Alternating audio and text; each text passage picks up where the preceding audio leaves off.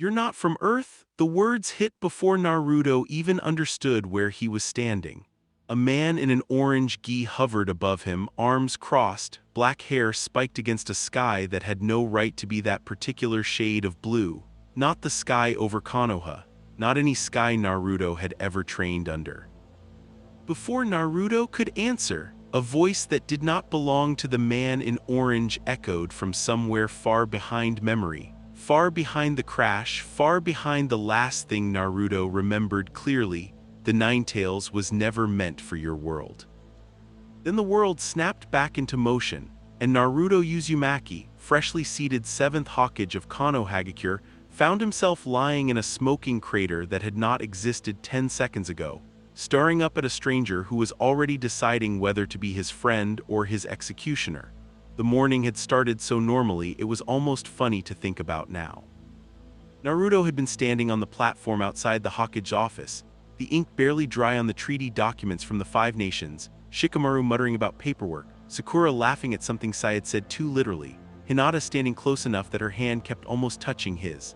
Konohagakure rebuilt and humming spread out below the tower in a patchwork of new roofs and old scars. The 4th Great Ninja War was 2 years behind them. Naruto had earned this. Everyone had told him so over and over until he almost believed it himself. Then every sensor-type shinobi in the village had staggered at once. Sakura felt it first, a pulse behind her eyes like someone had struck a bell inside her skull. Shikamaru's shadow flickered without him moving. Across the village, the Aburame hive screamed in a register no one outside the clan could hear, and every dog in the Inuzuka compound started howling at the same instant, facing the same direction north and up, as if something enormous had opened its eye in the sky and was looking directly down at Konoha. Naruto felt it too, not through training, through Kurama. The fox went rigid inside him, chakra coiling defensively around Naruto's chest like a hand closing into a fist. Kurama did not speak right away. That alone was wrong. In 2 years of peace, the fox had never once gone silent when something threatened the village. He always had something to say, a growl, a complaint, a warning. This time there was nothing but a pressure, a held breath, from a being who had lived since before the Sage of the 6 Paths split the 10 Tails into pieces. "What is it?" Naruto asked, silently, the way he'd learned to over the years of sharing space with the beast. Kurama's answer came slow and strange and small in a way the fox never sounded. "I don't know. And that scares me more than if I did." The sky tore open 40 seconds later. It wasn't an explosion. It was worse somehow because it was quiet. A seam of white light simply appeared above the village, silent, growing, like something unzipping the atmosphere from the inside. Civilians froze mid-step. Shinobi on rooftop patrol drew kunai on reflex, weapons useless against a sky doing something no jutsu had ever done. Kakashi, watching from the Hokage tower with his one exposed eye narrowed, felt the hair on his arms rise the same way it had the day Kaguya opened a dimension over the battlefield. Something fell out of the tier. Small at first from that distance, a dark point plummeting with no visible means of propulsion, trailing a wake of light that curved wrong against the sky, bending in ways that hurt to look at directly. It came down fast and it came down aimed, correcting its own trajectory twice as it fell, until it was unmistakably, impossibly coming straight for Naruto. He didn't run. 2 years of war had burned the instinct to run toward danger deeper into him than any instinct to flee. He leapt from the platform, chakra flaring blue-gold beneath his feet, and met the falling object in the open square below the tower, catching the shockwave of its landing across a barrier of sage chakra that cracked the stone in a 40-meter ring and sent every window on the block spiderwebbing at once.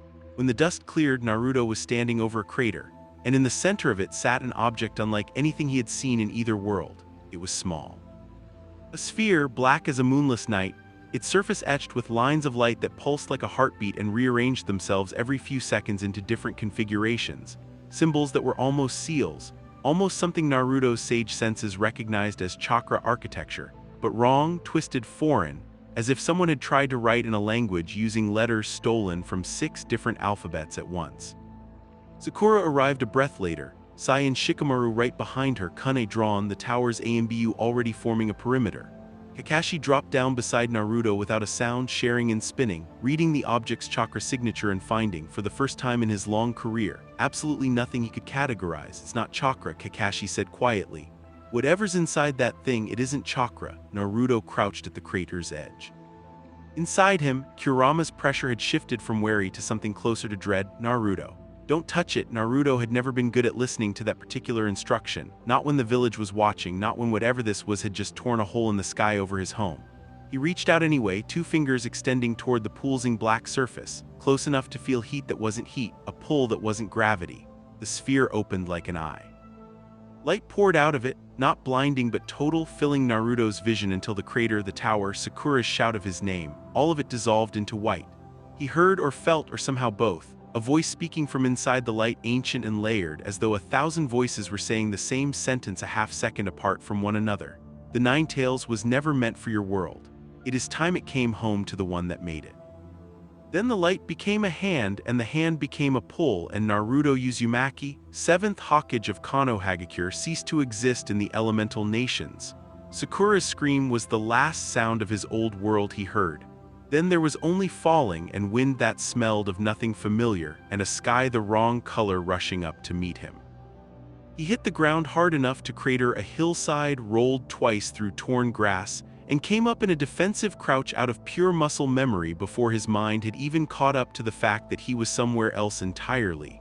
The land around him was green and open, mountains in the distance under a blue sky that had no chakra in it at all. None, not a trace. For the first time since he was a small child, Naruto could not feel the ambient chakra of the world around him, the constant low hum that every shinobi grew up steeped in like water. It was gone. In its place was something else, a different kind of pressure in the air, warmer somehow, wilder, and it was coming from directly above him. That was when he looked up and saw the man in orange. "You're not from Earth," the man said again, hovering with his arms crossed, studying Naruto with an openness that held no hostility at all, just pure, unfiltered curiosity. His energy signature, whatever it was, rolled off him in waves Naruto's sage senses tried and failed to parse using any framework Chakra had ever given him. How did you know? Naruto managed, still crouched, still ready to move. The man in orange grinned, dropping down out of the sky to land a few meters off, casual as stepping off a curb. "Because I've never felt energy like yours. And I've felt a lot of energy." "Naruto, run," Kurama said, and this time the fox's voice was not a suggestion. It was closer to fear. Why? Naruto shot back internally, even as he kept his eyes on the stranger who so far had made no aggressive move at all, who in fact looked more delighted than threatening, like a kid who'd found something new to poke. "Because I know that energy," Kurama said, "and I have not felt it since before there were names for what I am." Naruto's jaw tightened. Kurama, spirit of 9-tailed beasts merged into one, survivor of the Sage of the Six Paths, veteran of 2 world wars and the death of a goddess, did not get frightened by strangers. Whatever the fox was reacting to, it wasn't the smiling man floating in front of him. The man extended a hand, friendly, unbothered by the crater, unbothered by the fact that a stranger had just fallen out of the sky in the middle of what Naruto would later learn was a quiet training ground outside a place called West City. "Name's Goku," he said.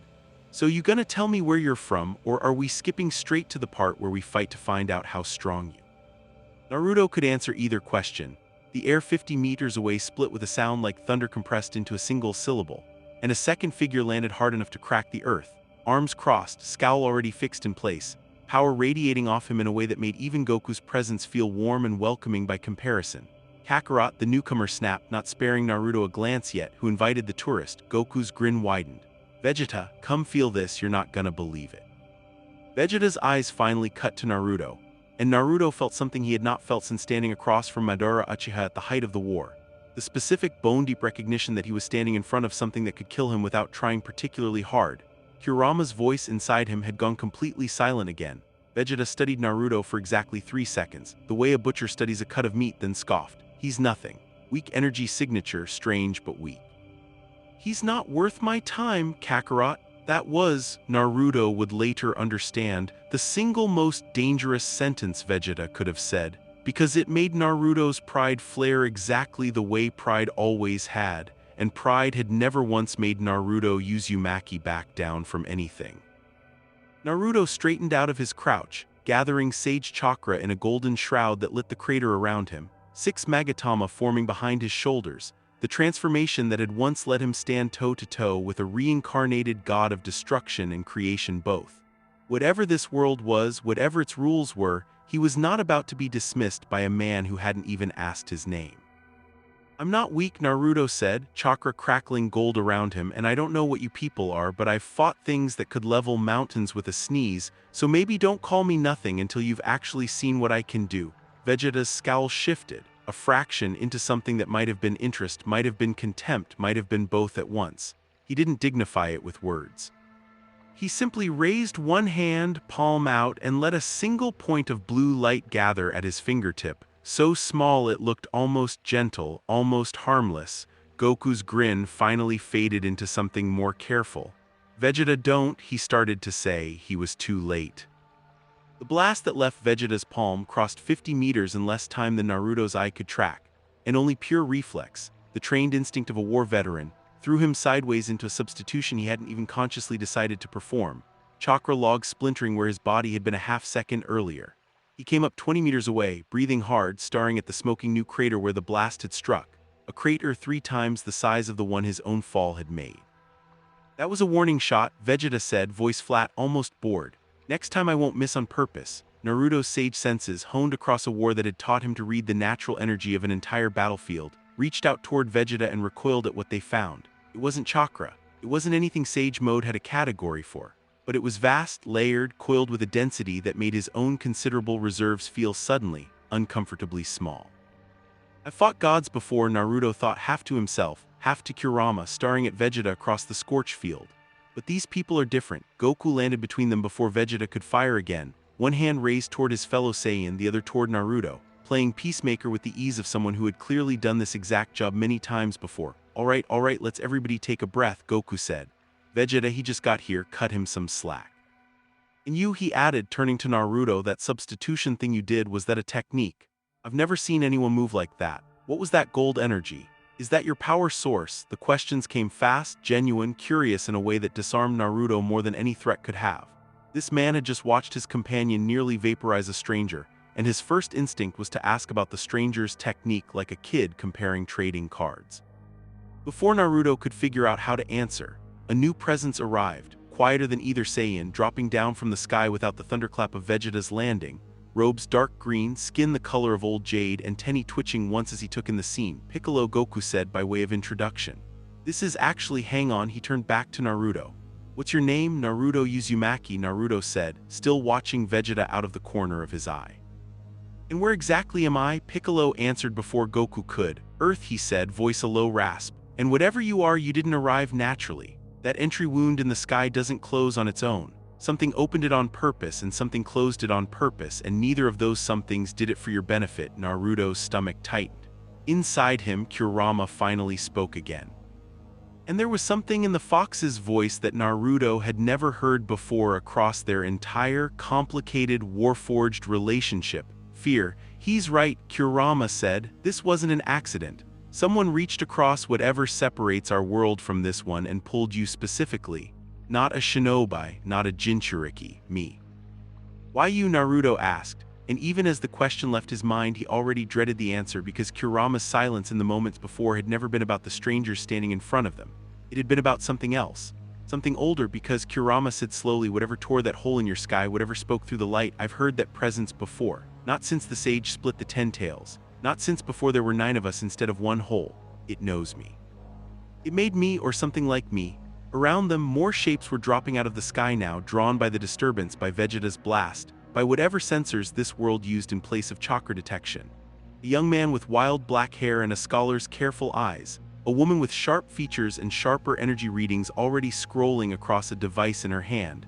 More figures still arriving at the edges of Naruto's vision. Multiple factions, Naruto realized, though he had no name yet for what any of them represented, all converging on the crater, all here to look at the stranger who had fallen out of a torn sky. Then Piccolo's antennae twitched again, sharper this time, and his head snapped toward the horizon, toward something none of the others had noticed yet. Goku, he said, and his voice had lost its earlier calm entirely. There's someone else here. Goku's grin vanished completely. He turned in the same direction, eyes narrowing. And Naruto watched a fighter who had shrugged off Vegeta's warning shot like whether go suddenly, completely still. Naruto, there's someone else here, Goku said, echoing Piccolo, his voice dropping low. Naruto reached inward, toward Sage Mode, toward the natural energy of this strange new world, and felt it immediately. A presence at the very edge of his senses, distant but unmistakably approaching, radiating something that felt impossibly familiar. Something that felt like Kurama and yet was not Kurama, layered with the same ancient weight the fox himself carried. Kurama went completely silent inside him. You know that chakra, Naruto whispered, both to the fox and to the horizon. The silence stretched a full 3 seconds before Kurama finally answered, and when he did, his voice carried a dread 2,000 years deep. Yes, the fox said, it's one of them. Naruto Uzumaki had learned to trust two things about danger: the shape of Kurama's fear, and the silence that fell over a battlefield right before something changed it permanently. Both were happening now. The presence on the horizon didn't arrive with the thunderclap of Vegeta's landings or the quiet drop of Piccolo's descent. It simply grew, the way a storm grows, distant and enormous and entirely unhurried, as if it knew nothing on this planet could make it move faster than it wanted to. Then as suddenly as it had appeared, it receded. Not fled, withdrew deliberately, the way a predator backs off from prey it has already decided isn't worth the effort yet. Piccolo's antennae stopped twitching. Goku's shoulders, tensed into fighting stance, slowly eased. It's gone, Goku said, though he didn't sound relieved so much as troubled. Whatever that was, it looked at us and left. It wasn't looking at us, Piccolo said quietly. It was looking at him. Every eye in the crater turned to Naruto. Kurama's voice came slow and heavy inside him. It wanted to see if you'd noticed it yet, that's all. A test. A test for what Naruto thought back, but the fox offered nothing further, retreating into the same wary silence he'd carried since the tear first opened over Konoha. Naruto had shared a body with Kurama long enough to know when pressing would accomplish nothing. The fox would speak when he was ready, or when he couldn't avoid it any longer. Around him, the gathered fighters were sizing him up in their own ways. Vegeta stood with arms crossed, unimpressed but watchful, the earlier warning shot apparently satisfying some private curiosity he wasn't willing to admit to. The young man with the wild black hair, Gohan, Naruto would learn, hung back with the careful posture of someone cataloging data rather than assessing a threat. The woman with the scanning device, Bulma, was already muttering about power readings that made no sense on any scale she'd built her equipment to measure. And Goku just kept smiling at him like Naruto was the single most interesting thing to happen to him in months, which Naruto would soon learn was almost certainly true. So Goku said, dropping cross-legged onto a boulder like they were old friends catching up rather than strangers standing in a crater, that gold energy. Sage mode, you called it. How's it work? Is it like Kai but different? Can you teach me? Naruto blinked. Of every reaction he'd braced for: interrogation, hostility, and attempt to detain him, unfiltered enthusiasm hadn't made the list. It's complicated. I draw energy from nature itself. Senjutsu. Takes years to learn without turning into a toad or a snake by accident. Goku's eyes lit up like Naruto had just described the greatest technique in creation, turning into a toad. That's amazing. Why would that be a downside? Kakarot, Vegeta cut in, voice flat with contempt. We still don't know what he is, where he came from, or why something with enough power to make Piccolo flinch was staring at him from 300 miles away. Perhaps interrogate him before you start begging for training tips. He's got a point, said a new voice, and Naruto turned to find a man in a formal blue uniform approaching from the tree line, flanked by two others in similar dress, all three carrying themselves with the unmistakable posture of people used to giving orders. Officer badges, sidearms that Naruto's instincts flagged as far less dangerous than anything already standing in this crater, and an air of authority that had clearly walked into a situation well above its ability to control. Capsule Corp security had flagged the anomaly the moment the sky tore open. The officer explained once introductions. His name was Yamashiro, representing something called the World Government's Anomaly Response Division, had been exchanged. They wanted answers. They wanted the crater assessed, the energy signature cataloged, and delicately but unmistakably, they wanted to know whether Naruto Uzumaki represented a threat requiring containment. You want to contain me, Naruto said, and something in his tone made even Vegeta glance over with mild interest. You want to understand what fell into our world, Yamashiro said carefully. Given the scale of the disturbance, given what our sensors registered before it stopped registering entirely, given that a foreign object tore open the sky above a civilian population center, I think you can understand our caution. Naruto could understand it. He'd spent a career on the other side of exactly that caution, watching villages Jinchuriki with the same wary calculation, weighing the difference between weapon and monster and person, usually landing somewhere close to weapon. He'd hated it every time. He recognized the look in Yamashiro's eyes now for what it was. I'm not here to hurt anyone, Naruto said. I didn't even choose to come here. Something pulled me. Something that wanted. He stopped himself. Wanted my tailed beast, he'd almost said out loud to strangers who had no context for what that meant, no framework for the war he'd fought or the price Jinchuriki paid across two nations for the power sealed inside them. He wasn't ready to hand that information to people he'd known for 11 minutes. Something wanted me here for a reason, he said instead. I don't know what yet. That, Bulma said, stepping forward with her scanner still chattering readings that clearly frustrated her, is the single most useful thing anyone said since you fell out of the sky. Because whatever tore that hole open, the energy signature doesn't match anything in the database. Not Kai, not magic residue, not even close to the dimensional tech we cataloged during the Cell Games incident. It's something new, or something very old, Piccolo said low. The tension in the crater sat for a long moment, everyone weighing everyone else, until Goku, predictably, gloriously Goku, broke it by standing up and stretching like the entire conversation had been a minor delay before the part he actually cared about. Look, he said, he doesn't feel evil. I can usually tell. And that thing that showed up and left, whatever it was, it scared him too. I could see it on his face. So maybe instead of arguing about containing him, somebody could just ask if he's hungry, because I don't know about the rest of you, but I could eat. It was such a profoundly unserious solution to a profoundly serious problem that Naruto almost laughed, the first genuine impulse toward laughter he'd felt since the sky opened over Konoha that morning.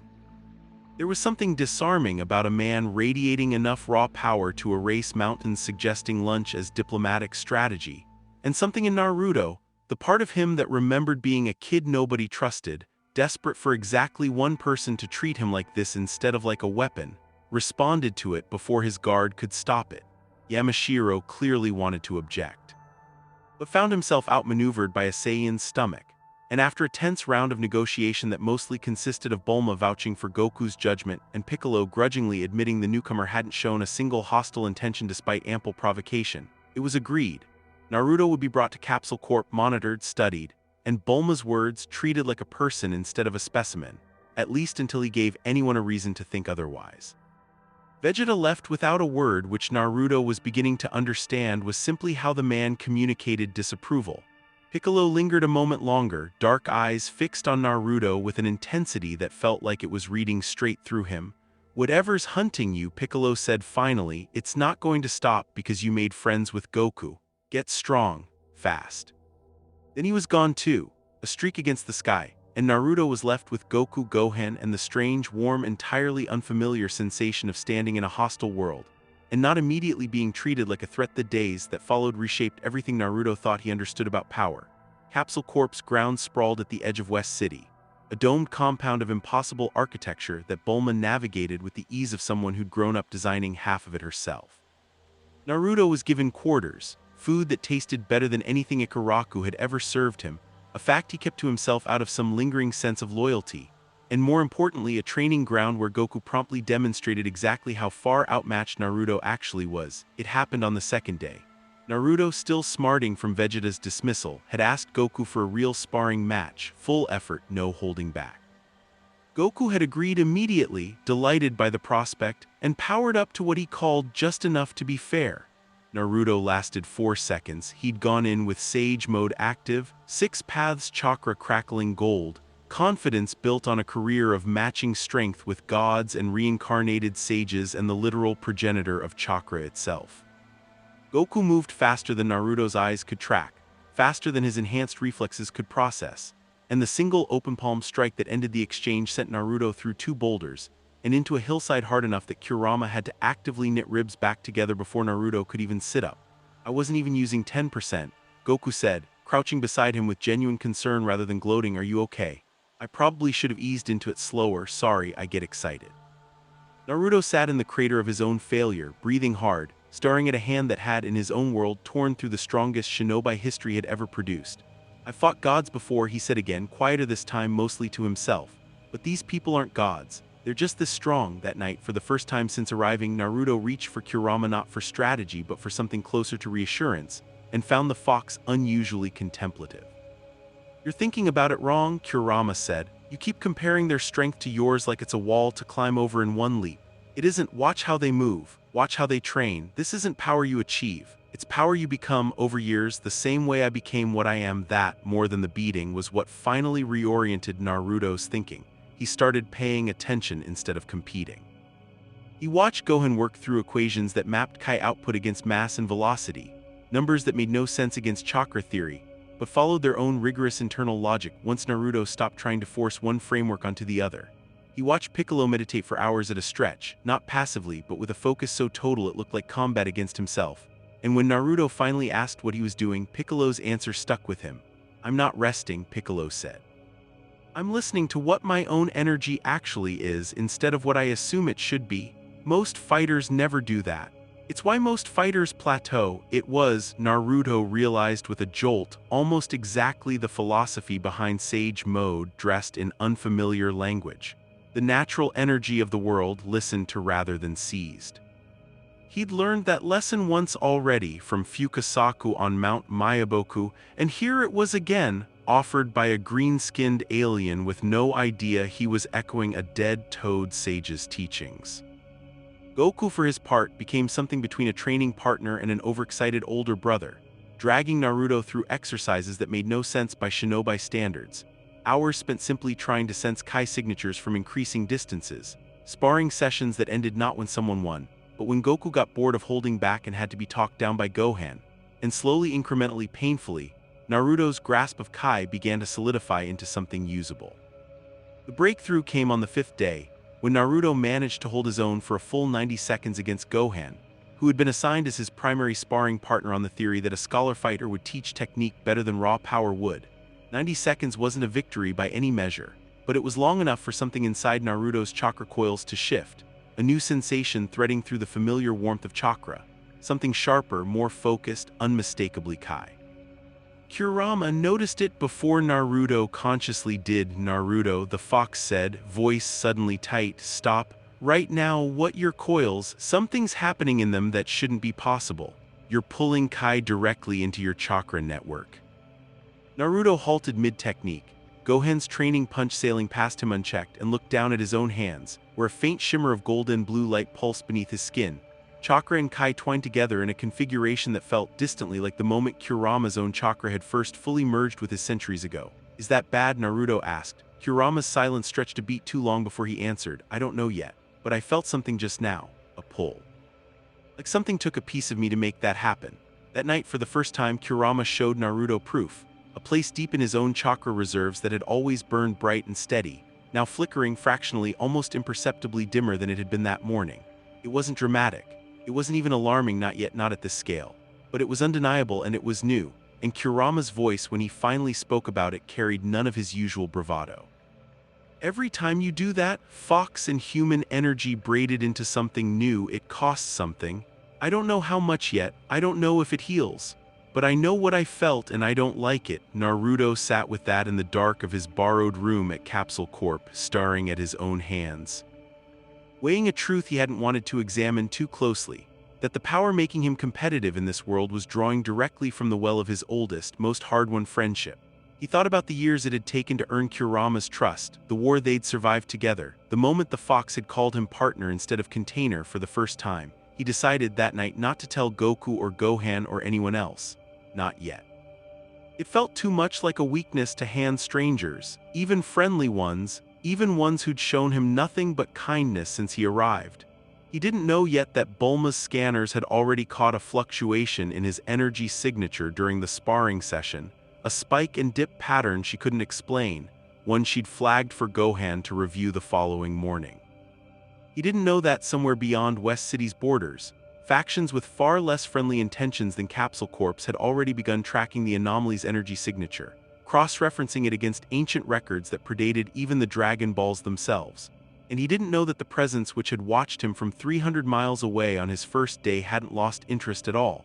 It had simply gone to make preparations. 3 days later, Naruto woke to find Gohan standing in the doorway of his room, tablet in hand, expression caught somewhere between scientific excitement and genuine alarm. "You should see this," Gohan said. "I cross-referenced the tear in the sky with some old research my dad's old master left behind. And I think I might know why something wanted you here specifically. It's not just about power, it's about what's inside you, isn't it?" Naruto said, already knowing the answer before Gohan nodded. The lab Gohan led him to sat beneath the main Capsule Corp dome, a level Naruto hadn't seen yet, walls lined with screens displaying readouts that meant nothing to him and everything to Gohan. On the central table, a single document sat printed out, edges worn, clearly copied from something far older. "My dad's old master," Gohan explained, "was a man named Kami. Before that, he was the same being as Piccolo's father, Split in two, one half became the guardian of Earth, the other became the demon king who nearly destroyed it. It's complicated. The point is, Kami kept records, old ones, from before recorded history back when he still remembered being whole. Naruto looked at the document, characters he couldn't read scrawled across the page in a hand that looked older than any script he'd encountered, even the sealed archives beneath Konoha. I had it translated overnight, Gohan said. It talks about an energy source, not Kai, not Chakra, something that came before both that split into two forms when it touched two different worlds. Kami called it the first current. Kurama's presence inside Naruto sharpened to full attention. That's it, the fox said, quiet and certain. That's what I felt. That's what's hunting you. Naruto relayed the fox's words aloud, and Gohan's expression tightened with the particular excitement of a scientist watching a theory confirm itself in real time, tempered by the weight of what the confirmation meant. According to this, Gohan continued, the first current split because it couldn't exist in one place without destroying it. Too much power, too little structure. So it divided, one half became what your world calls chakra, shaped by intention and spirit. The other became Kai, shaped by life force and training. Two different disciplines, same original source, and the 10 tails, Naruto said slowly, working through it himself now, wasn't just a chakra monster. It was something trying to become that whole again. Gohan nodded. If that's true, then whatever pulled you here isn't interested in Kai or Chakra alone. It wants to recombine them. Your tenant, he added, glancing at Naruto's stomach with the mild reflexive uncertainty of someone still adjusting to the idea of a fox living inside a person, is apparently the closest living thing to the original source in either universe. Kurama's silence, when Naruto relayed this, lasted long enough to be its own kind of answer. He's right, the fox finally said. I always assumed Hagoromo split the 10 tails power into 9 because 9 was safer than 1. I never questioned why the number 9 specifically, or why my portion regenerates differently than my siblings did after each death. I thought it was because I was the strongest fragment. He paused. I think I might have been something closer to the original. That night, Naruto didn't sleep. He sat on the roof of Capsule Corp's East Wing, staring at a sky with no stars he recognized, turning the shape of the problem over in his mind the way he used to turn over impossible fights before the war, back when Jiraiya was still alive to talk him through the ones that seemed unwinnable. Someone had reached across the boundary between two universes for one purpose, to get their hands on Kurama, and through Kurama, the power to remake something that hadn't existed whole since before either Chakra or Kai had names. That wasn't a threat to outrun. That was a threat that would keep coming until it either got what it wanted or was destroyed trying. He was still sitting there when Vegeta landed on the roof beside him, uninvited, arms crossed, staring out at the same unfamiliar horizon. Kakarot's brat told me what you two found, Vegeta said without preamble. About the first current, come to gloat about how weak I still am, Naruto asked, more tired than hostile. Vegeta's mouth twitched, not quite a smile. I came because Kakarot's optimism has apparently decided you're worth training seriously, and if that's true, I'd rather you not die the first time something worth fighting shows up. It reflects poorly on all of us. It was, Naruto understood, as close to an offer of respect as the man was capable of extending, and he found himself oddly moved by it despite the insult wrapped around it. Fine, Naruto said. Teach me something Goku hasn't. Vegeta's answering look carried real interest for the first time since they'd met. Control, he said. Kakarot throws power at problems until they stop being problems. It works for him because his reserves are absurd even by Saiyan standards. You don't have that luxury yet. What you have is precision, that sage nonsense, drawing from your surroundings instead of just yourself. That's closer to my discipline than his. The training that followed over the next several days was brutal in a different register than Goku's enthusiastic sparring. Vegeta drilled him on economy of motion, on reading an opponent's Kai fluctuation to predict their next move before it happened, on the difference between raw power and applied force. Naruto came away from every session bruised, humbled, and grudgingly better, his sage senses sharpening into something that could finally track Kai signatures with something approaching the precision he once had for Chakra. It was during one of these sessions, on the 7th day, that the first faction beyond Capsule Corp made its move. It came in 3 separate approaches, almost simultaneous, as though someone had been waiting for Naruto's guard to lower just enough. The World Government's Anomaly Division arrived first, formal and official, Yamashiro leading a delegation with an offer. Full sanction status as a registered ally, resources, protection, in exchange for regular monitoring and delicately phrased, cooperation with any research the government's scientists wish to conduct on his unique energy signature. Naruto had heard versions of that offer before in another life from a village that had once called him monster before it called him hero, and he recognized the shape of it instantly. Protection with strings, alliance with a leash. I'll think about it, he told Yamashiro, which both of them understood to mean not yet. The second approach came quieter, a woman who introduced herself only as representing an independent research consortium, offering something the government hadn't. No oversight, no registration, simply resources and freedom in exchange for occasional consultation. Naruto liked her more than Yamashiro and trusted her less, recognizing in her careful neutrality the particular danger of someone with no stated agenda, which usually meant an agenda too dangerous to state. The third approach didn't bother with an offer at all. Naruto felt it before he saw it.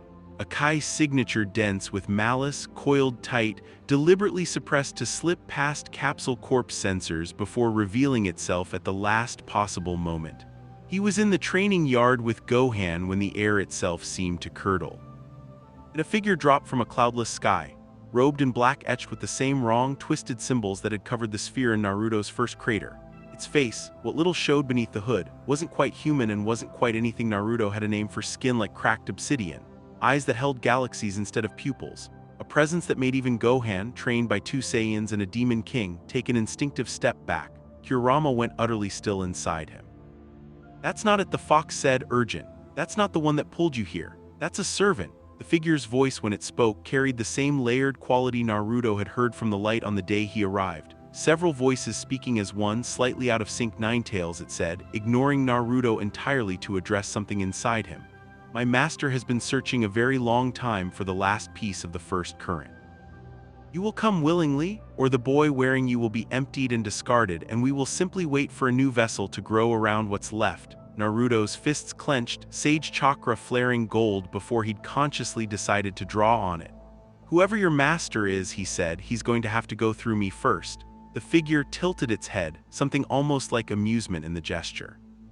That, it said, was rather the point, and moved faster than even Vegeta's earlier warning shot, a blade of condensed darkness materializing in its hand, enclosing the distance to Naruto's throat in less time than a heartbeat. It never landed. Gohan intercepted the strike with a forearm block that visibly cost him effort, driving the blade wide, and in the half-second that bought, Naruto's instincts, honed now by a week of Vegeta's brutal precision training, took over completely. He didn't reach for raw power.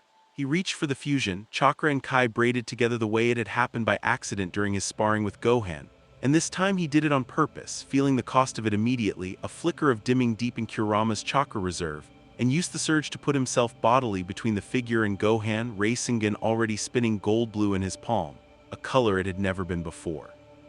The strike that followed tore a crater through the training yard and sent the robed figure skidding backward, robes smoking, that layered voice finally cracking with something like surprise. "Interesting," it said, straightening unhurried despite the damage.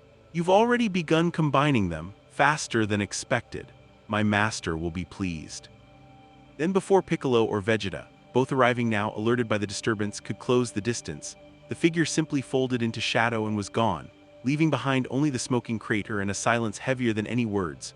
Naruto stood in the wreckage, chest heaving, staring at his own hand where gold blue light still faintly traced beneath the skin. Inside him, Kurama's voice was quieter than Naruto had ever heard it. "That cost more than the sparring did," the fox said. "A lot more. Naruto, if you keep doing that every time you're desperate, there's going to come a day where there isn't enough of me left to pull from." Gohan, still catching his breath beside him, looked between Naruto and the crater with an expression that had shifted, subtly but permanently, from scientific curiosity into something closer to genuine worry for a friend. "Whatever's coming for you," Gohan said quietly, "it's not going to wait for you to get strong enough on your terms.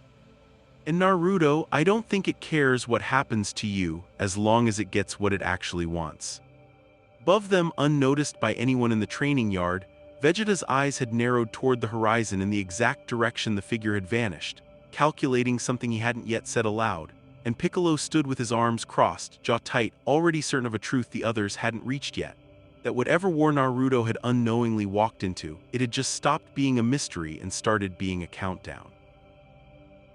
The aftermath of the attack moved fast, faster than Naruto had time to process before the consequences were already reshaping the ground under his feet. Yamashiro's delegation returned within the hour, and this time there was no diplomatic softness left in his posture. A hostile entity had breached the perimeter of a civilian-adjacent research facility, engaged a registered anomaly, and vanished without a trace, and the fact that Naruto had defended Gohan rather than attacked anyone barely factored into the government's calculus anymore. What mattered, in the cold arithmetic of people used to managing threats, was that something dangerous now knew exactly where to find him. "You're a liability wherever you stand," Yamashiro said, not unkindly but without softening it either. "Whether you intend to be or not. That thing came for you, and next time it might not care who's standing nearby. Then give me a reason to think your protection is worth more than what I've already got," Naruto said, nodding toward Piccolo and Vegeta, both still scanning the horizon with the wary alertness of soldiers who didn't trust a retreat to mean the fight was over. Yamashiro didn't have a good answer for that, and they both knew it.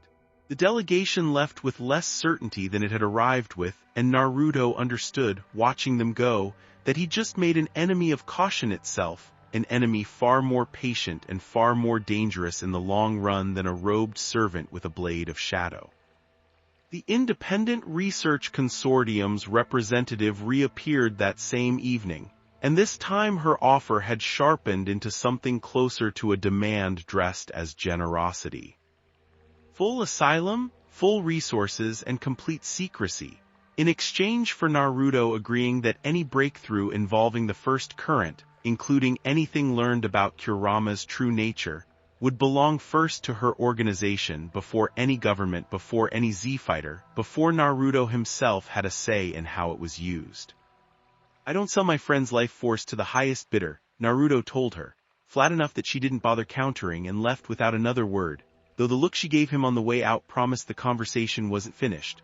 By nightfall, Capsule Corp's grounds had become something between a fortress and a war room. Bulma had reinforced the perimeter sensors to key specifically off the strange dark matter signature the robed figure had left behind. Gohan had spent the hours since the attack cross-referencing every scrap of Kami's old research against the readings from Naruto's fusion technique, filling 3 notebooks with equations that, he admitted with visible frustration, explained what was happening without explaining why it was possible in the first place. Vegeta found Naruto alone on the training yard's edge as the sun set, still staring at the crater the fight had left behind. "You're thinking about backing off the fusion technique," Vegeta said. It wasn't a question, Naruto didn't deny it. "Every time I use it, it costs Kurama something. I don't know how much he can afford to lose before it's permanent." Vegeta studied him for a long moment, arms crossed, something calculating behind his usual scorn. "When I first became a Super Saiyan," he said finally, "it wasn't through discipline. It was through rage, through loss, through Kakarot pushing past a level I'd spent my entire life chasing while I stood there and watched. I hated that transformation for longer than I used it well, because I always associated it with what it cost me to get there." "What changed?" Naruto asked. "I stopped treating power as something I owed a debt to," Vegeta said, "and started treating it as something I trained to deserve. If your technique is draining your fox because you're reaching for it out of desperation, that's not the technique's fault. That's yours. Master it properly on your own terms and you might find it costs less than you think." It was again the closest thing to genuine counsel Vegeta seemed capable of offering, wrapped as always in the prickly insistence that Naruto fix his own weaknesses rather than lean on anyone else's sympathy. Naruto found, somewhat to his own surprise, that he preferred it to easy comfort. It was a shape of mentorship he recognized, Jiraiya's and Kakashi's tough love disguised as impatience. Piccolo joined them a few minutes later, having circled the perimeter twice, checking for any lingering trace of the attacker's energy signature and finding nothing. "It's gone for now," Piccolo confirmed. "But it knows where you are and it knows you're already fusing energies faster than it expected. That buys you time, not safety." "How much time?" Naruto asked. Piccolo's antennae twitched, thoughtful. "Depends how patient its master is. Something powerful enough to tear a hole between universes and precise enough to pull exactly one person through it isn't going to rush a plan it's had, by the sound of it, longer than any of us have been alive. But patience runs out eventually, especially once it realizes you're not going quietly." That night after the others had gone, Naruto sat with Kurama in the quiet of his own mind. The fox's presence steadier now than it had been since the tier first opened, though still carrying an undercurrent of concern neither of them voiced directly. "I'm not going to stop training," Naruto said, "but I'm not going to keep reaching for the fusion out of panic either. Vegeta's right, I need to earn it properly or it's going to cost more than either of us can afford." Kurama was quiet for a moment, and when he spoke there was something almost like pride buried in the gruffness. "Good," the fox said, "because I didn't survive 2,000 years and a war against a goddess just to be bled dry because you got impatient in a fight. Learn it right, kid. We've got time if we're careful." It was, Naruto reflected, the first time in a long while that Kurama had called him that, the old nickname from years before, back when trust between them had still been new enough to be precious. Whatever was hunting them, whatever ancient design had pulled him across the boundary between worlds, he wasn't facing it alone, not with Kurama steady at his center, and not, he was beginning to understand, without allies in this strange new world willing to stand between him and the dark. Above Capsule Corp's dome, far beyond the reach of any sensor Bulma had built, the servant who called itself Nothing returned to its master's side, delivering its report to a presence far older than the compound, far older than either universe's oldest legends, patient as stone and twice as certain. "The vessel adapts faster than anticipated," the servant said. "Good," the master replied, voice like the grinding of tectonic plates. "Let him grow strong. A weak vessel would shatter under what's coming. I need him whole and I need him ready, and when the moment comes he will carry the first current back into wholeness whether he chooses to or not." 2 weeks passed before the storm Piccolo had warned about finally broke, and by the time it did, Naruto Uzumaki was no longer the same fighter who had crashed into a Capsule Corp training yard with more pride than sense. He'd earned the fusion technique the way Vegeta insisted he needed to, deliberately, in controlled increments, testing the boundary of how much chakra and kai could braid together before Kurama's reserves registered the cost. Gohan had built a monitoring device from Bulma's old scanner components specifically to track the drain in real time, a small band around Naruto's wrist that pulsed amber when he pushed too far, and over a dozen sparring sessions Naruto had learned to read his own limits the way he'd once learned to read an opponent's chakra network. He could hold the fused state now for nearly 3 minutes before Kurama's dimming became noticeable. It wasn't victory. But it was control, and control Vegeta had drilled into him relentlessly was worth more than raw power that couldn't be trusted. The piece ended on a morning that started, ironically, with good news. Bulma's sensors picked up the anomaly before anyone else did. 3 separate Kai signatures converging on West City from 3 different directions, none of them registered in any database, all 3 moving with the deliberate coordination of forces that had planned this arrival together. Piccolo was airborne within seconds. Vegeta didn't bother with the door, blasting straight through the training yard wall. Goku, who'd been mid-bite into what was supposed to be breakfast, was gone before he finished chewing. Naruto followed a half-second behind, Sage Chakra already gathering, and found the sky above West City filling with figures that didn't belong to any faction he'd met yet. The first was easy enough to place. A tall, red-skinned figure in ornate armor, flanked by soldiers whose Kai signatures all carried the same metallic engineered uniformity, an organized force rather than a rabble. Frieza's old empire, Vegeta spat, remnants that had scattered after the tyrant's fall and were apparently still hunting for relevance, for power, for anything that might restore what they'd lost. The second was a woman Naruto didn't recognize. Robes marked with government insignia far more severe than Yamashiro's division, backed by soldiers whose weapons hummed with barely contained energy, a Black Ops branch of the world government that Bulma, watching through her monitors, identified with a curse as the same organization that had once tried to weaponize the Dragon Balls themselves. The third was the one that made Kurama go rigid inside him. The robed servant from weeks ago, and beside it for the first time 3 more like it, all bearing the same twisted symbols, all radiating the same cold, ancient malice. "They've all converged on the same day," Piccolo said grimly, landing beside Naruto. "That's not a coincidence. Someone leaked your location, or someone made sure all 3 found it at once." Above the chaos, the world government forces made the first move. A directive blared through amplified speakers demanding Naruto's immediate surrender for classified assessment. The Frieza remnants answered that demand with contempt, opening fire on the government soldiers without hesitation, apparently deciding that whichever faction controlled Naruto first would control whatever power he represented. In the resulting confusion, the robed servant surged forward, and Naruto understood in an instant that this wasn't going to be a fight he could choose the terms of 3 factions, all wanting something different, all willing to burn each other down to get it. Goku dropped into the fray first, not to fight the government soldiers or the Frieza remnants directly, but to physically place himself between the crossfire and the civilians still evacuating the district below. That single act, an enemy of no one, a friend to the people in danger, did something none of Naruto's diplomacy over the past weeks had managed. It made the world government's own soldiers hesitate, uncertain whether firing near the man who'd saved Earth from Cell and Frieza's own forces was worth the political cost. Vegeta had no such restraint toward the Frieza remnants, tearing into their ranks with the particular ferocity of a man settling an old grudge, and within moments half the reformed Empire soldiers were scattered or unconscious, the survivors reconsidering their life choices at high velocity. That left the robed servants and those Naruto understood immediately were his fight and no one else's. Kurama, he thought, we don't have 3 minutes to spare on this one. I know, the fox said. Then after a beat, do it anyway. I can take it, just don't waste it. The fusion came faster this time, gold and blue braiding through his chakra network with an ease 2 weeks of controlled practice had finally earned. And Naruto met the first servant's blade of condensed shadow with a Rasengan that didn't just deflect the strike but unraveled the darkness around it entirely, the servant staggering back with an actual sound of pain, the first Naruto had heard any of them make. The other three converged at once, and here the strategic brilliance of 2 weeks under Vegeta's tutelage showed itself. Naruto didn't meet them head-on. He used the terrain, a trick Shikamaru had drilled into him 100 times during the war, funneling the servants into a narrow gap between 2 collapsed buildings where only one could reach him at a time, turning their numerical advantage into a liability. Piccolo arrived to cover his flank without being asked, special beam cannon carving through the second servant's shoulder with surgical precision.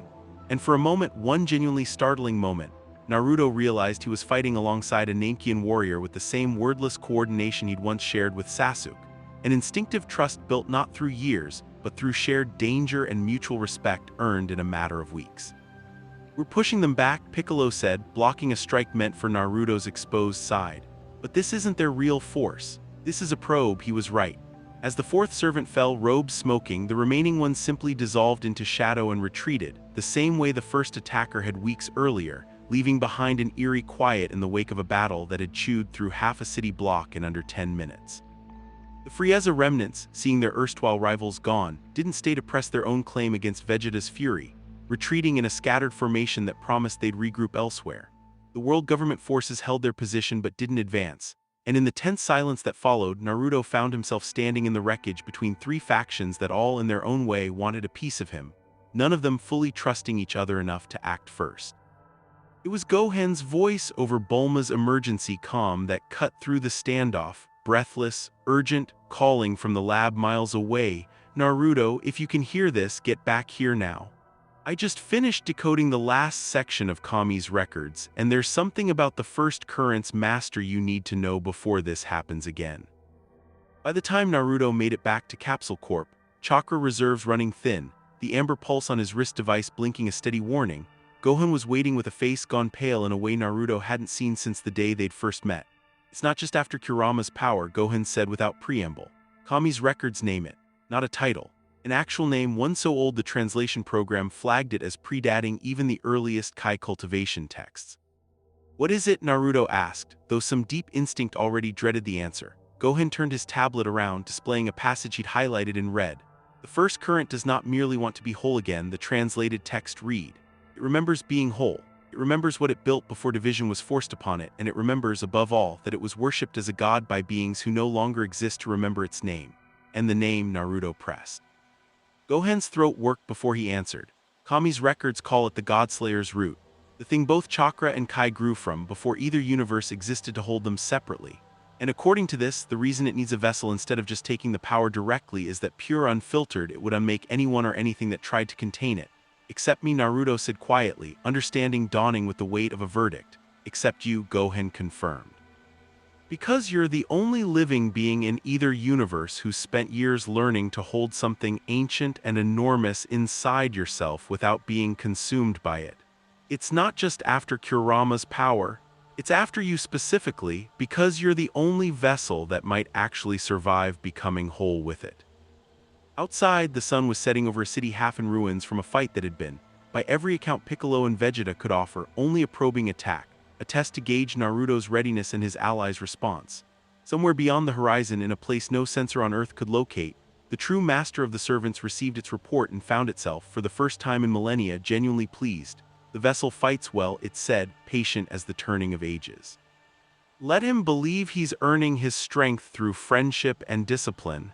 It will make the moment I claim it so much sweeter.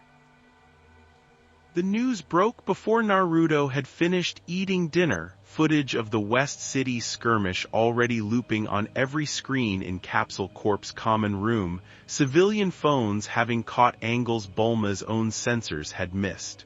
The framing wasn't kind. A foreign entity, the broadcast called him, whose mere presence had triggered a three-way battle in a residential district. 31 buildings damaged, no fatalities reported but several dozen injuries among evacuating civilians, and a growing chorus of public officials demanding to know why the world government hadn't already contained the threat. Naruto watched his own face freeze-framed mid-Rasengan on the screen, gold-blue light blazing from his palm, and felt something cold settle in his stomach that had nothing to do with Kurama's drained reserves. "They're not wrong to be scared," he said quietly. "I've seen this before. A village decides someone's a monster because of what happened around them, not because of anything they actually did." Goku, uncharacteristically serious, sat down across from him. "Difference is," he said, "this time you've got people willing to say otherwise. That's not nothing. It mattered, but it didn't stop the political machinery from grinding forward." By the next morning, Yamashiro returned with orders rather than requests. The world government was escalating Naruto's classification from monitored anomaly to conditional threat, which came with restrictions on his movement, mandatory check-ins, and delivered with visible discomfort on Yamashiro's part, a formal warning that further incidents would result in a joint task force being authorized to detain him by force, Z-Fighter's objections notwithstanding. "You know that won't go well for them," Vegeta said afterward, more amused than concerned. "It doesn't need to go well for them," Piccolo said. "It just needs to make Naruto's life difficult enough that people start asking why Capsule Corp keeps protecting something so much trouble." That was, Naruto realized, the real damage of the attack, not the buildings, not the injuries, but the erosion of goodwill it bought him, faction by faction, headline by headline. The Independent Research Consortium's representative reappeared within days, her earlier offer sweetened considerably, sensing an opportunity in Naruto's growing isolation from official channels. He turned her down again, though with less certainty than the first time, aware that every door he closed narrowed his options a little further. Bulma, for her part, refused to bend to any of it. She stood in front of a government liaison on the fourth day, and without raising her voice, reminded him precisely how many times Capsule Corp's own resources and her husband's fists had personally saved the world government from extinction-level threats it had been powerless to stop on its own. The liaison left without pressing the detention order further, but the message was clear. The goodwill protecting Naruto now rested almost entirely on the Z-Fighter's reputation, not his own. That night Gohan found him alone on the training yard's edge, still turning the day's news cycle over in his mind. "For what it's worth," Gohan said, sitting down beside him, "my dad doesn't care what the news says. Neither does Piccolo, and Piccolo cares what almost nothing says. You've earned that these past weeks. Whatever's coming for you, you're not facing it as someone people were forced to tolerate." It helped, more than Naruto expected it to. He thought of Sakura, of Kakashi, of a village that had taken years to see him as more than the fox sealed inside him, and understood with a clarity that steadied something in his chest that he'd found the beginning of that same trust here in a fraction of the time. It wasn't nothing.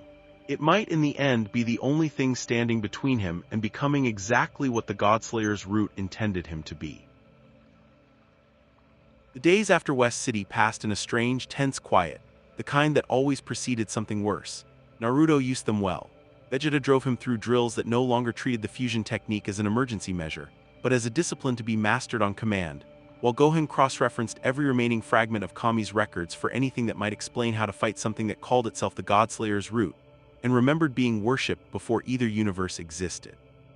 They found the answer to how it would come, not how to stop it. 6 days later, when the sky over West City tore open a second time, not with the violence of Naruto's own arrival, but with the slow, deliberate calm of something that had never once doubted it would get exactly what it wanted. It didn't send servants this time. The being that descended from the tier stood taller than any figure Naruto had faced, easily Piccolo's height and then more. Its form built from something that wasn't quite flesh and wasn't quite the same twisted shadow material its servants wore, but a churning mixture of both energies Naruto had spent weeks learning to fuse, Chakra Blue and Kai Gold, braided together across its entire body in patterns that looked less like power and more like scar tissue. Ancient wounds from a division it had never accepted, Kurama's presence inside Naruto went utterly, completely still, That's it, the fox said, voice stripped of everything except a dread 2,000 years in the making. That's the first current, that's what I came from. Around the crater, every fighter who mattered had already gathered, Goku and Vegeta flanking Naruto without needing to be asked, Piccolo grim and ready, Gohan hanging back only because Bulma's monitoring equipment needed a live operator, and even Yamashiro's forces holding a wary perimeter, their earlier hostility toward Naruto entirely forgotten in the face of something that made their weapons look like children's toys. The being's voice, when it spoke, no longer carried the layered echo of its servants. It spoke with one voice now ancient and resonant, and it addressed only Naruto. Vessel, it said, you have grown strong faster than I anticipated. That pleases me. It means you will survive the joining. I'm not joining anything, Naruto said, sage chakra already blazing gold around him. The being's expression, insofar as its scarred, shifting features could hold one, seemed almost fond. They all say that, it said. And then they understand, as you will, that wholeness is not a punishment. It is a mercy. I offer you an end to division, Naruto Uzumaki. No more choosing between chakra and kai, no more limits. You would become the single greatest power either of your worlds has ever known, and you would no longer have to carry the fear that any of this, he gestured at the gathered fighters at the city itself, might one day prove not enough.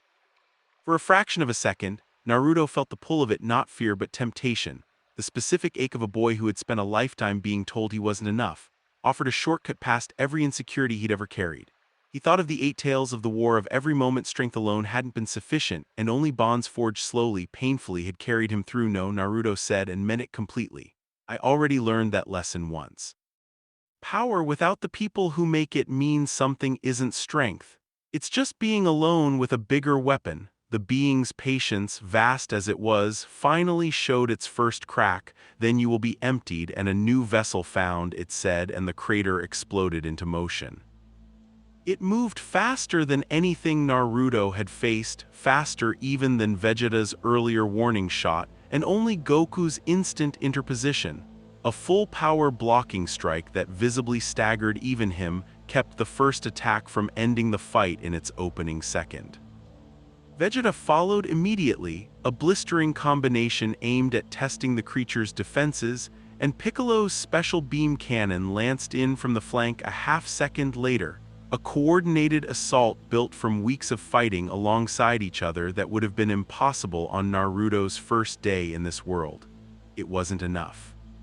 The being absorbed Vegeta's combination without flinching, let Piccolo's beam pass through a body that seemed to phase between solid and something else entirely, and answered with a single wave of combined Chakra energy that sent all 3 fighters scattering, craters blooming across the ruined district like punctuation marks.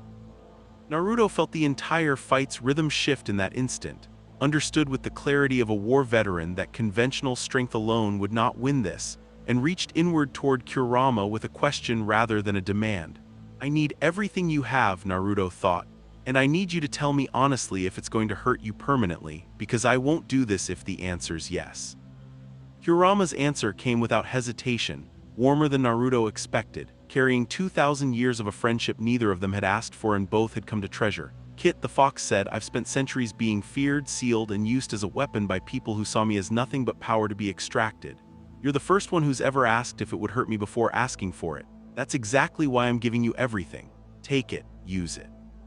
Come back from this and I'll still be here after. The fusion that followed dwarfed everything Naruto had achieved in the weeks prior, gold and blue merging not into threads, but into a single unified blaze that lit the entire crater.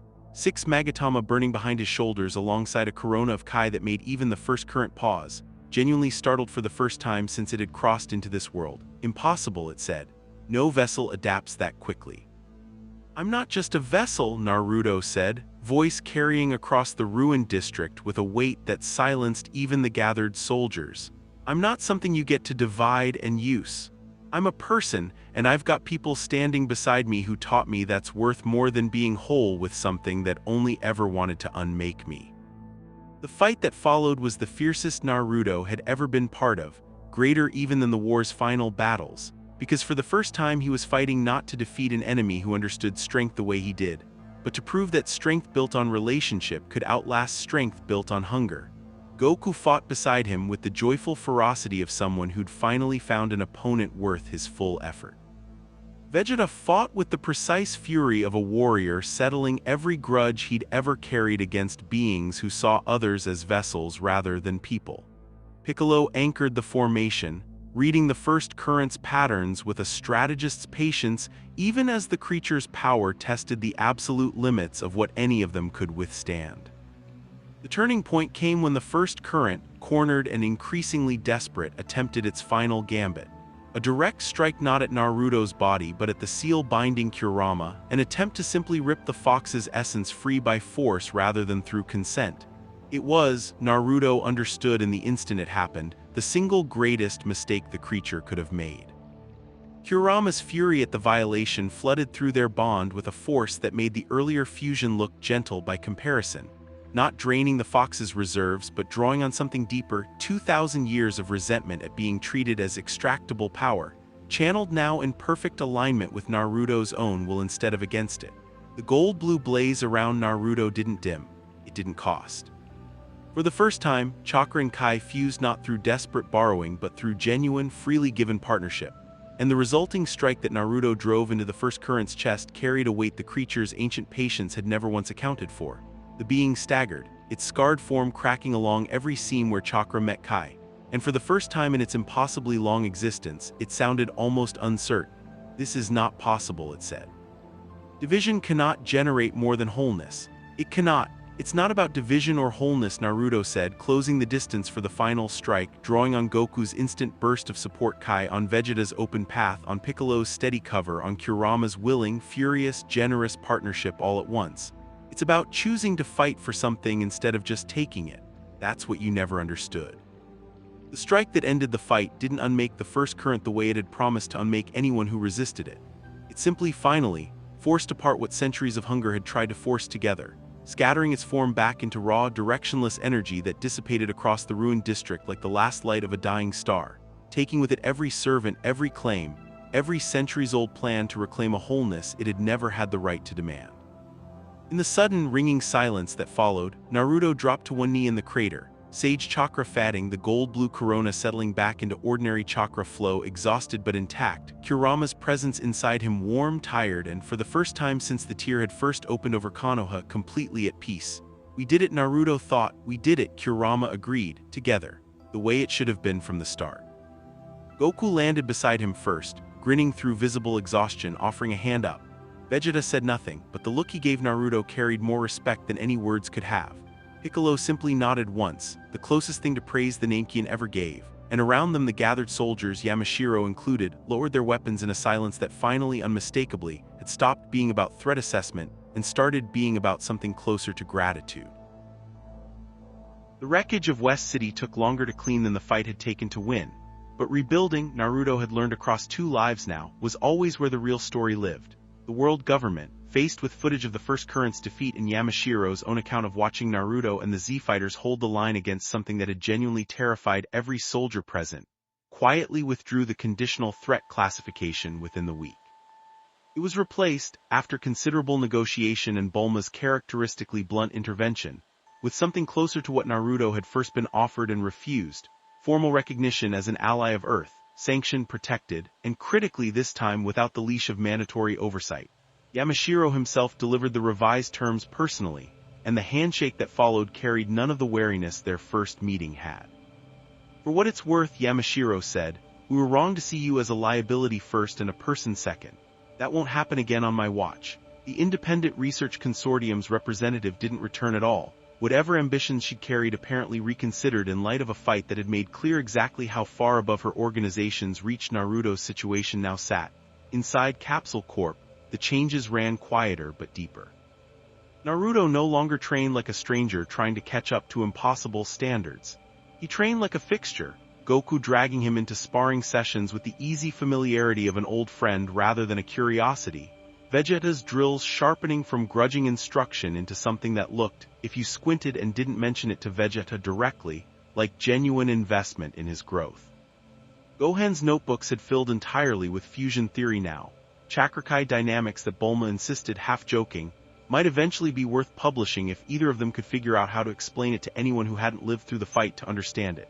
Piccolo remained Piccolo, sparing with praise, generous with presence, but he'd taken to appearing at Naruto's training sessions unprompted often enough that even Vegeta had stopped pretending it was coincidence.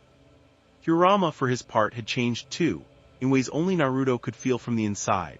The wariness that had defined the fox's presence since the tier first opened over Konoha had settled into something steadier, warmer, a partnership that no longer carried the shadow of an ancient hunter's claim hanging over it. The dimming in his reserves the fusion technique had once caused had stopped entirely.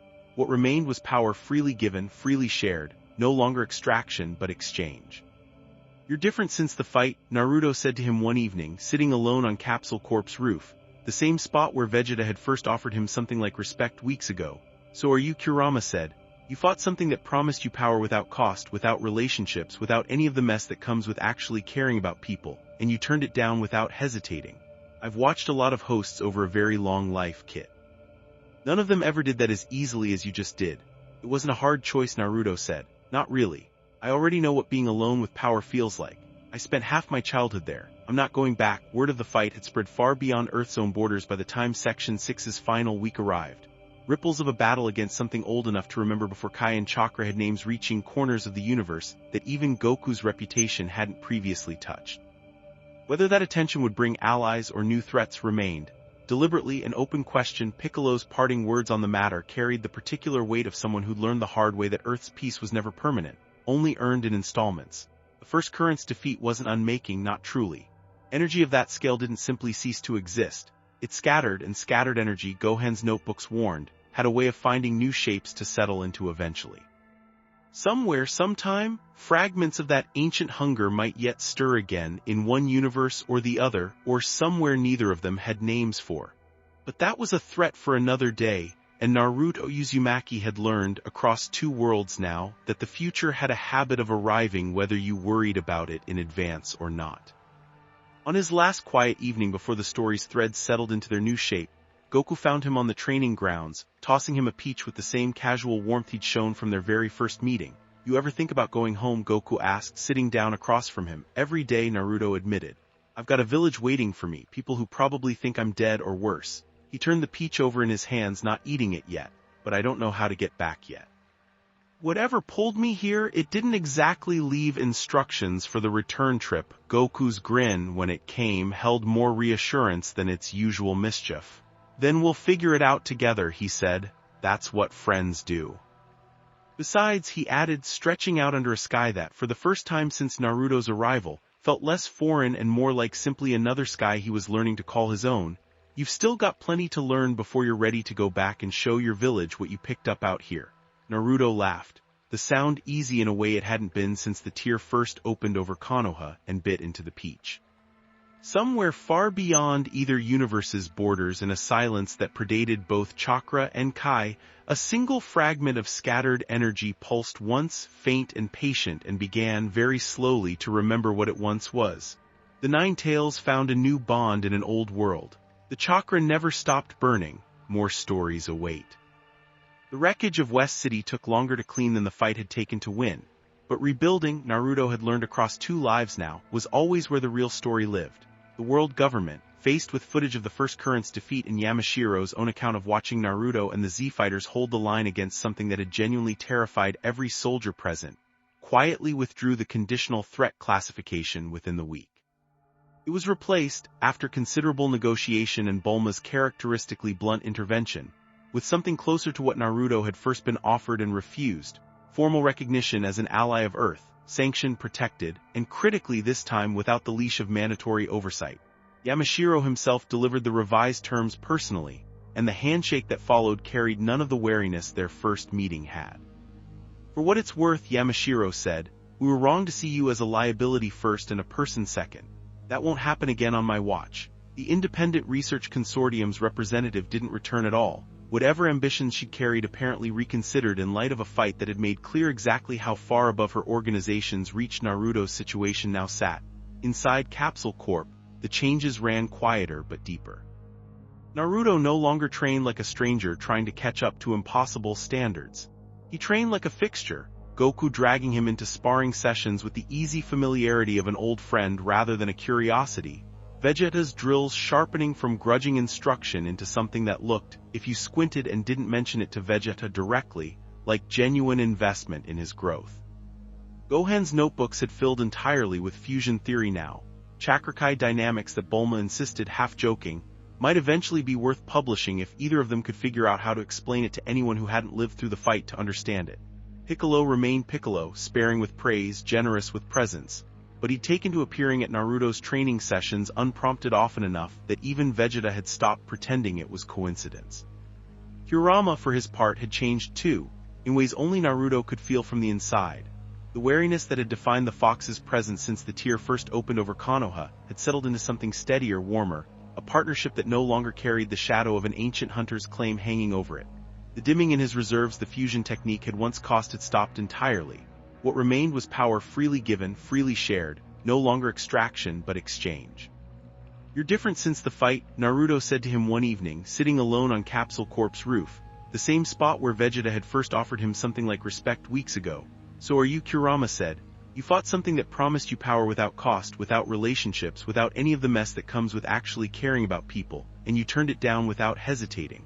I've watched a lot of hosts over a very long life, Kit. None of them ever did that as easily as you just did." "It wasn't a hard choice," Naruto said. "Not really. I already know what being alone with power feels like. I spent half my childhood there. I'm not going back." Word of the fight had spread far beyond Earth's own borders by the time Section 6's final week arrived. Ripples of a battle against something old enough to remember before Kai and Chakra had names reaching corners of the universe that even Goku's reputation hadn't previously touched. Whether that attention would bring allies or new threats remained deliberately an open question. Piccolo's parting words on the matter carried the particular weight of someone who'd learned the hard way that Earth's peace was never permanent, only earned in installments. The first current's defeat wasn't unmaking, not truly. Energy of that scale didn't simply cease to exist. It scattered, and scattered energy, Gohan's notebooks warned, had a way of finding new shapes to settle into eventually. Somewhere, sometime, fragments of that ancient hunger might yet stir again, in one universe or the other, or somewhere neither of them had names for. But that was a threat for another day, and Naruto Uzumaki had learned, across two worlds now, that the future had a habit of arriving whether you worried about it in advance or not. On his last quiet evening before the story's threads settled into their new shape, Goku found him on the training grounds, tossing him a peach with the same casual warmth he'd shown from their very first meeting. "You ever think about going home?" Goku asked, sitting down across from him. "Every day," Naruto admitted. "I've got a village waiting for me, people who probably think I'm dead or worse." He turned the peach over in his hands, not eating it yet. "But I don't know how to get back yet. Whatever pulled me here, it didn't exactly leave instructions for the return trip." Goku's grin, when it came, held more reassurance than its usual mischief. "Then we'll figure it out together," he said. "That's what friends do." Besides, he added, stretching out under a sky that, for the first time since Naruto's arrival, felt less foreign and more like simply another sky he was learning to call his own, "You've still got plenty to learn before you're ready to go back and show your village what you picked up out here." Naruto laughed, the sound easy in a way it hadn't been since the tier first opened over Konoha, and bit into the peach. Somewhere far beyond either universe's borders, in a silence that predated both Chakra and Kai, a single fragment of scattered energy pulsed once, faint and patient, and began very slowly to remember what it once was. The Nine Tails found a new bond in an old world. The Chakra never stopped burning. More stories await.